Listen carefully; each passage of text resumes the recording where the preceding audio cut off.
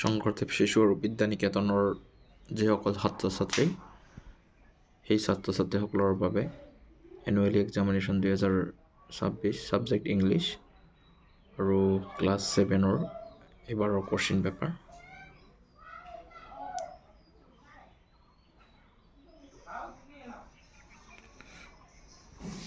Question পেপাৰখন মই দেখুৱাবলৈ লৈছোঁ।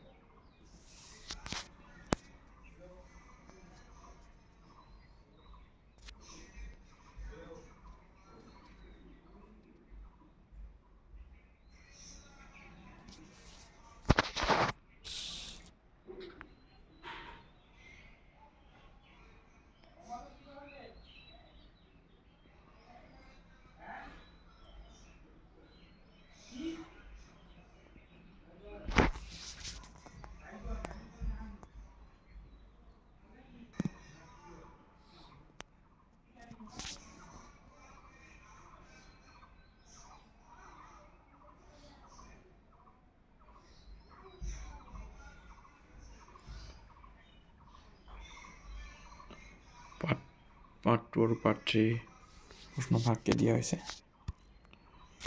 তাৰপিছতে ছেকশ্যন চিত গ্ৰামাৰ দিয়া হৈছে। 26 নম্বৰ ডিটাৰমিনাৰ্ছ, 27 নম্বৰত কাৰেক্টিংছ, 28 নম্বৰত প্ৰিপজিশ্যন, 29 নম্বৰত টু ডিৰেক্টেড ভইচ,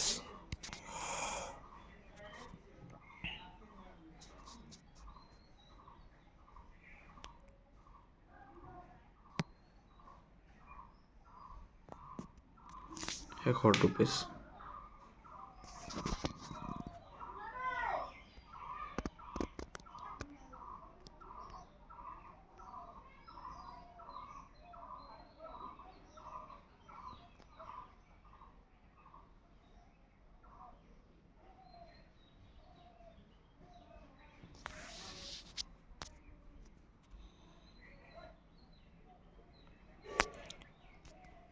বত্ৰিছ নম্বৰত দিয়া হৈছে এপ্লিকেশ্যন,